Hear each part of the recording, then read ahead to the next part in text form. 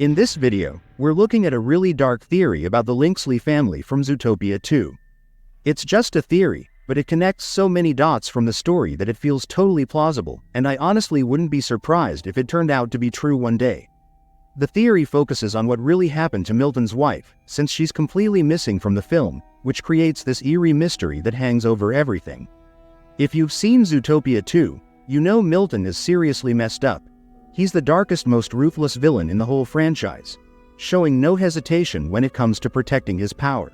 The Lynxes are killers, and they have no honor. And this Thundertown expansion only makes them more dangerous. Territorial animals will do anything for more land. So if whatever you're tangled up in threatens their plans, you're dead. The idea is that his wife didn't grow up with old money like the Linksleys. She was probably an outsider who fully believed in the Zootopia dream, that ideal of a city where all animals live together equally.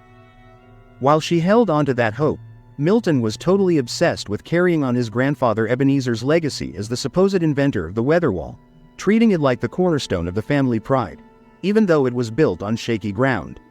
One day, she got curious and started searching through the family archives, where she uncovered clear proof that the Linksleys hadn't earned their empire legitimately. They'd stolen key resources and driven out the reptiles from important areas long ago to claim it all for themselves.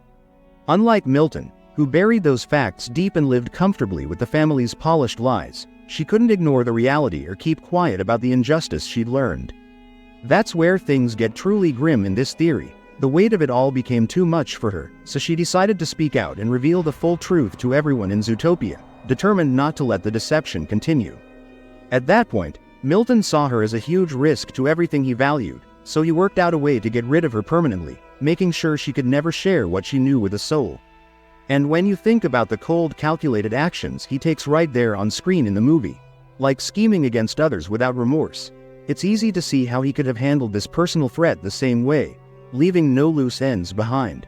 After that shocking revelation, Milton ended up raising their 3 kids all on his own, drilling into them from a young age that the family's dirty secrets had to stay buried no matter what. It was their duty to protect the Linksley name, and if that meant taking extreme steps to silence any threats, then so be it without a second thought.